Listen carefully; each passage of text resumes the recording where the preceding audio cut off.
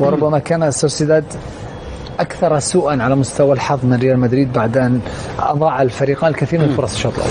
صحيح، أظن بالنسبة لريال سوسيداد أحد أفضل الأشواط منذ بداية الموسم، سيطر بشكل كبير، خلق العديد من الفرص، مرتين على العارضة ومرة الكرة تقريبا تتحول عندما صدمت باللاعب روديغر. تتذكر ايش قال لك هيثم فاروق قبل شوي؟ ايش قال لك؟ مدريد كان قال لك لا تقول ريال مدريد محظوظ، قال ريال سوسيداد مش محظوظ. صحيح، ما كانش محظوظ لأنه كانت هناك فرص، تقدم شوط جيد، لعب بكثافة، لعب بقوة بندية خصوصا في وسط الملعب في عملية افتكاك الكرة، ثم شاهدنا العديد من الفرص، هناك المساحات وراء المدافعين خصوصا روديغر مع اللاعب ميليتاو.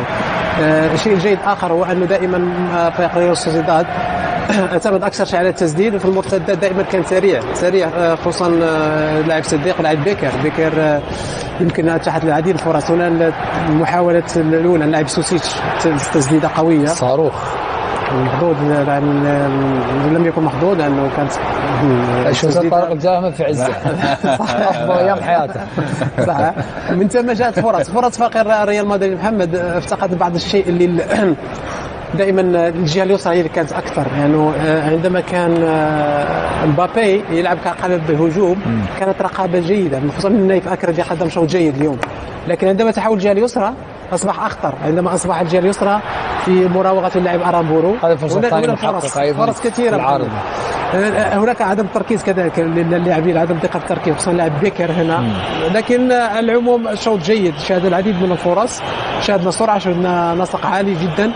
إصابة كذلك إبراهيم مع بداية المباراة أثرت على الفريق خصوصا من الناحية اليمنى، كان قدم شوط جيد لاعب إبراهيم في عملية دائما تفاهم كبير بينه وبين اللاعب مبابي في عملية التمرير وكان عملية الكرة أكثر. مشهد وسط الملعب يعاني اليوم فريق ريال مدريد، ليست هناك القوة البدنية خصوصا في عملية الضغط أكثر، خصوصا اللاعب مودريتش مع اللاعب فالفيردي في عملية افتكاك الكرة ضعيف بعض الشيء، وحتى في نقل الكرة بطيئين بعض الشيء. طبعا تعرف ليش نصح هيثم فاروق النصيحة هذه؟ قال لك قول ريال سوسيداد مش محظوظ، لا تقول ريال مدريد محظوظ عشان تحافظ على علاقتك مع جمهور ريال مدريد. لا صح، أول جميل. أول يعني تأكيدا للكلام كابتن هيثم، اليوم يعني ريال سوسيداد لو كان لديه نوع من التوفيق في بعض الكرات أعتقد كان ممكن يكون نتيجة مختلفة، بس حظ كورتوا بصلي الجمعة كورتوا. يعني كورتوا العارضة وقفت مع مدريد كثير، لذلك اليوم سوسيداد لعب بشوط الأول بذكاء، ترك الاستحواذ، نسبة استحواذ كبيرة جدا لمدريد وصلت إلى 63%، لكن أتكلم على الفعالية في الملعب. سوسيداد أخطر أكثر وصولا للمرمى في هجمات خطرة، وليس هجمات فقط لعملية الاستحواذ، عملية الانتشار. الجانب الآخر أنا يعني بس في مشكلة في ريال مدريد دكتور، هذا الشوط من أكثر الأشواط اللي وصل فيه الفريق المنافس لمرمى ريال مدريد بأهداف محققة تقريبا من بداية الموسم. وهذا يعني تكملة لكلام إن أول مرة أشوف ريال مدريد بهذا السوء وبهذا الضعف وبهذه الأخطاء بالخروج بالكرة. مدريد يضرب فيه المثل، لما اتكلم عن مدريد اتكلم عن المناطق اللي يخرج منها الفريق بسهالة بدون خطأ، اللعب تحت الضغط عنده ما في مشكلة، لكن اليوم أخطاء كثيرة في الخروج في الكرة. أحد الأخطاء كان ممكن يسبب فيها هدف. الجانب الآخر في نوع، وهذا نوع يعني أعتقد أن أنشيلوتي يجب أن ينتبه له، هي العشوائية والفردية. عشوائية بالأداء بعض اللاعبين، والفرديه طغت على بعض اللاعبين سواء مبابي او فينيسيوس. ومبابي معظم الكرات اللي كان فيها خطير كان يبتعد عن المنطقه، كان يذهب الى الاطراف لان شكل خطوره في بعض الكرات. نعم، لان التنظيم الدفاعي كان عميق جدا وجيد وصلب، فبالتالي ما هو افضل طريقه هو الابتعاد الى الاطراف، خروج الاطراف. حتى هذه الهجمه استلمها على الطرف وكان خطير عندما يذهب الى الاطراف. هو مبابي عندما يكون على الاطراف اخطر من يكون راس حربه، وهذه مشكله اخرى لانشيلوتي، لانه هو كيف يوظف مبابي، هل يلعبه على مع رودريغو فينيسيوس او فينيسيوس مبابي. لغايه الان ما في شكل واضح بالنسبه للجانب الهجومي. وسط الملعب تعاون ما بين فالفيردي ولوكا، اعتقد نوع من من البطء والاخطاء في عمليه التمرير.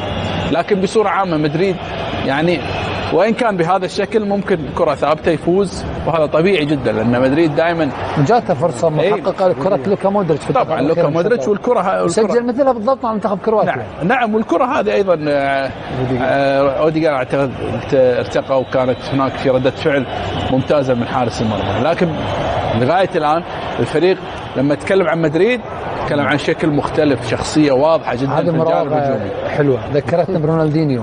هذه مهاره، حركه رونالدينيو المفضله كانت. طبعا رونالدينيو كان يضيع فريق بهذه اللعبه يعني هو سوى كل شيء لكن التنفيذ هو كان هناك في خفه تحرك، لكن التنفيذ كانت من خارج الكره ممكن تلف الى داخل المرمى.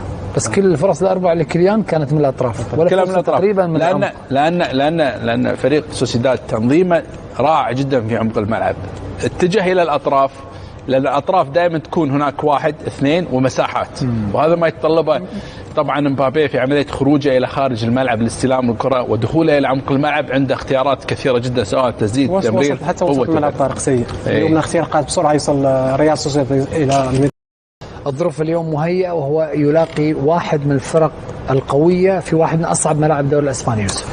صحيح محمد، أظن آخر مباراة أعطتنا انطباع جيد عندما فاز فريق ريال مدريد على فريق بيتيس، كان أداء جيد، وكان الأهم هو تسجيل مبابي، لكن هناك العديد من التساؤلات عدم تسجيله منذ بداية الدوري. هذه ثالث مباراة لريال مدريد خارج ملعبه، مع العلم أنه في المباراتين الأخيرتين لم يفوز، فتعادل مع مايوركا وتعادل مع لاس بالماس.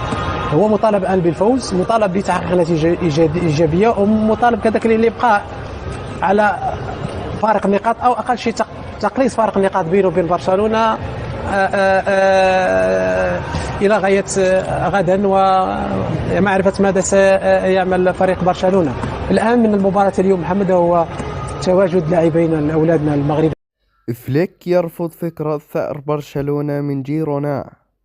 يرفض المدرب الألماني هانز فليك المدير الفني لفريق برشلونة فكرة الثأر من جيرونا بعدما خسر البرسا برباعية ذهابا وإيابا في الدوري الإسباني بالموسم الماضي على يد جاره الكتالوني.